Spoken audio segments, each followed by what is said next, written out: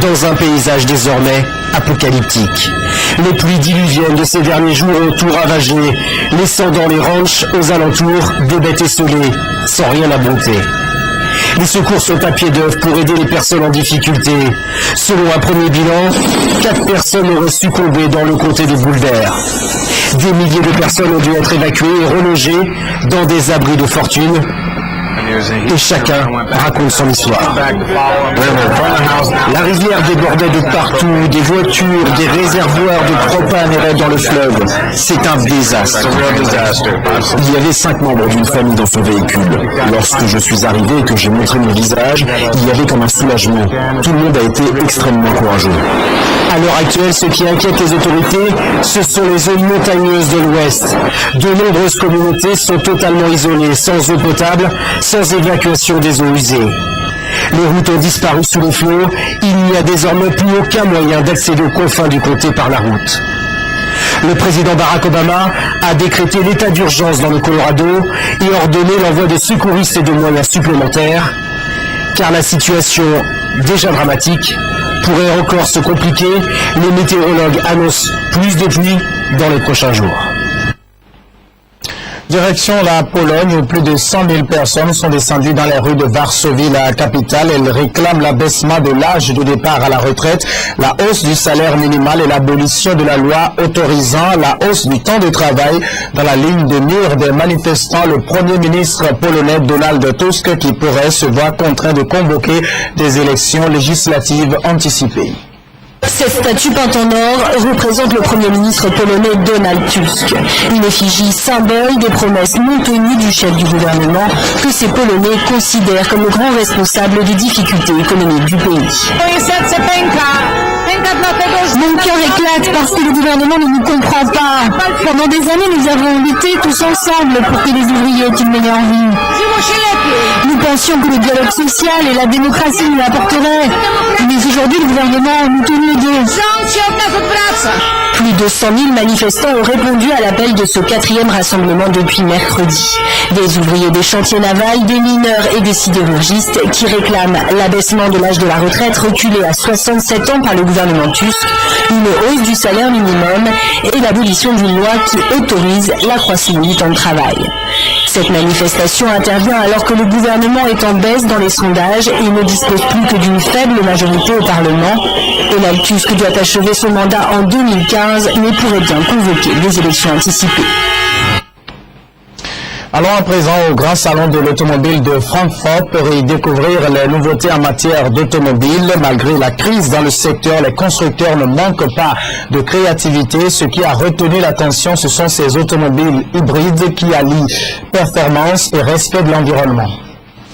Commercialisé en novembre prochain et déjà sur la route, l'allemand BMW crée la surprise au salon de l'automobile de Francfort avec sa i3. Aucun pot d'échappement et pour cause, elle est toute électrique. Mais elle garde les gènes d'un véhicule sportif fabriqué outre-Rhin. Nous pensons que l'électrique va se développer dans les années, dans les décennies, parmi d'autres technologies, et notamment sur l'usage urbain d'une automobile. Une carrosserie plus légère de 250 kg pour mieux supporter le poids des batteries. Son autonomie minimale de 130 km peut être augmentée à 300 km grâce à un petit générateur essence vendu en option. En France, on trouve déjà les petites électriques Citroën et Peugeot ou la Twizy et la Zoé de Renault. Les plus sont assez clairs, la voiture n'émet aucun rejet et le prix pour 100 km parcouru est de seulement 1,50 €, soit 6 à 7 fois moins cher qu'un modèle thermique.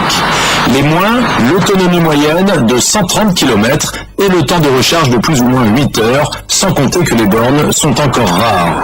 Et c'est en France que ce marché augmente le plus vite, depuis le début de l'année avec 9 000 véhicules électriques vendus, plus 48%, et avec 30 000 voitures hybrides écoulées, plus 250%. L'autre allemand Audi préfère pour le moment mêler électrique et thermique. L'A3 e-tron fait son apparition avec 900 km d'autonomie cumulée. On a pris le parti chez Audi de ne pas faire la mutation tout électrique tout de suite, parce que nous pensons qu'en tout cas à moyen terme, ce n'est pas ce dont nos clients ont besoin, en tout cas ce n'est pas leurs attentes. D'abord plus hésitant que les constructeurs français, les Allemands électrisent finalement aussi leur modèle. Tout électrique ou hybride, la technologie permet maintenant d'allier performance et respect de l'environnement. Retour sur cet élément que je vous annonçais en page nationale pour finir. Le président ivoirien Alassane Dramane Ouattara est arrivé à l'OMS samedi après-midi. Il effectue une visite de 2 jours au Togo, visite d'amitié et de travail auprès de son homologue togolais Faure Esozina Gnassingbé. Au menu des discussions entre les deux chefs d'État, les questions économiques, le rapatriement, le retour au bercail des réfugiés ivoiriens, la crise malienne, mais également le prochain sommet de la CEDEAO sur l'intégration prévue le 25 octobre prochain à Dakar. Roger Amégrand.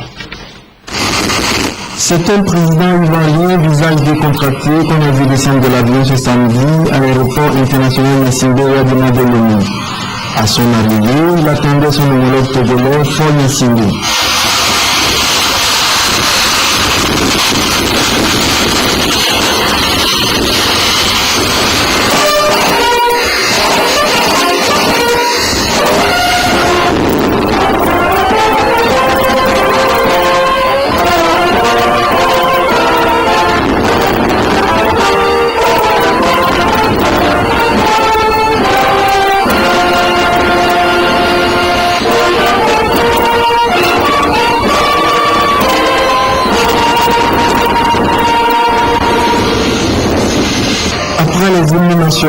Alassane Dramane Ouattara et Faure Gnassingbé ont passé en revue les troupes avant de serrer la main à une très grande foule d'autorités togolaises et ont effectué le déplacement.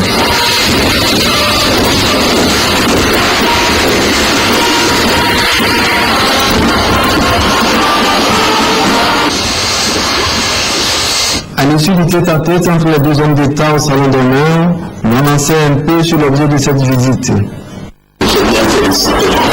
Mon ami, et dire que cette élection, nous avons été transparents, c'est-à-dire nous en réjouissons et je pense que le Togo doit être en paix. Nous recherchons la programmation des choses qui était hier à Abuja, dans le président Jonathan, et nous sommes très satisfaits de la manière dont les choses sont passées. Le Togo a décidé d'avoir une assemblée qu'il a eue. Je sais que maintenant, évidemment, tout le monde soit engagé dans la voie de la paix dans la démocratie. Je suis venu aussi remercier mon frère, le président Faure, et lui dire que nous avons besoin de ses conseils sur un certain nombre de dossiers que j'aurais à lui exposer. Dossiers qui, selon certaines sources, devront tourner autour de la coopération bilatérale, l'économie et la paix au sein de la CEDEAO et l'UEMOA, mais surtout la situation des réfugiés ivoiriens. Cette visite prend fin ce dimanche. Voilà, et merci à tous ceux qui nous